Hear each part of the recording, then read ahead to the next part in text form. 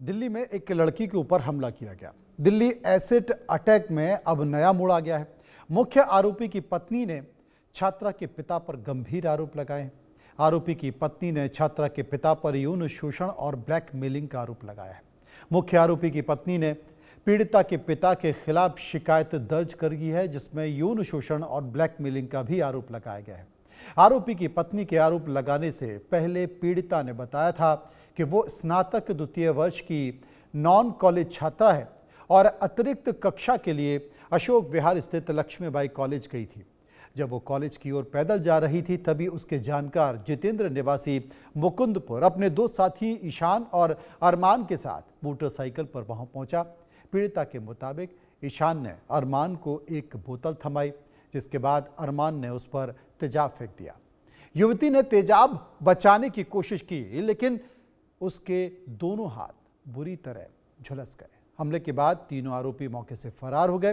पीड़िता ने यह भी खुलासा किया कि आरोपी जितेंद्र पिछले कुछ समय से उसका पीछा कर रहा था। करीब 1 महीने पहले दोनों के बीच किसी बात को लेकर बहस हुई थी। घटना की सूचना पर क्राइम टीम और एसएफएल टीम ने मौके का मुआयना लिया। देखिए हमारे संवाददाता की एक रिपोर्ट।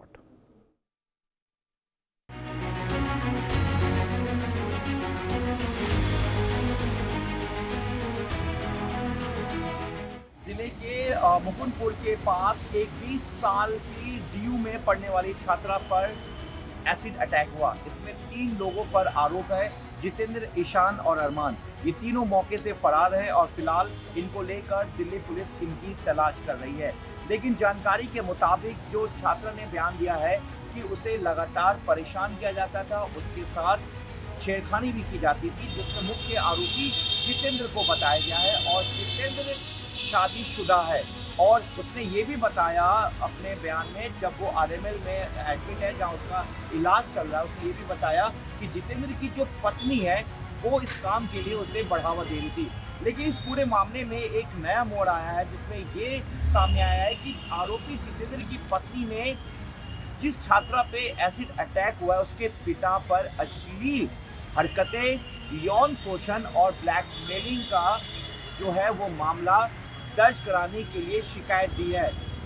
दिल्ली पुलिस अब इस पूरे मामले की जांच करेगी, जहां एक तरफ सेकेंड ईयर में पढ़ने वाली डीयू की छात्रा ने ये बताया कि जब वो क्लास के लिए जा रही थी तब उस पर एसिड अटैक हुआ, लेकिन उसमें उसका चेहरा बच गया।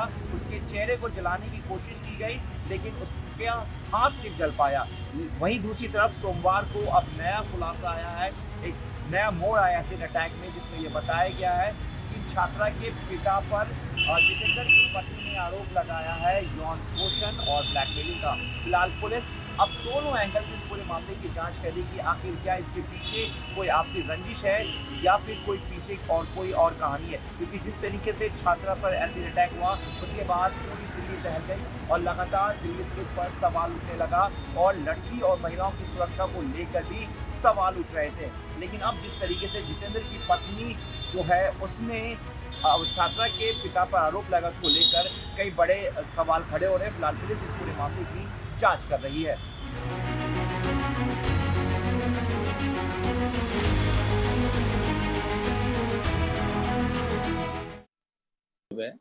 हॉस्पिटल दीपचंद बंधु हॉस्पिटल से एक हमें कॉल मिली थी कि that a girl with burn injury of acid attack has been admitted.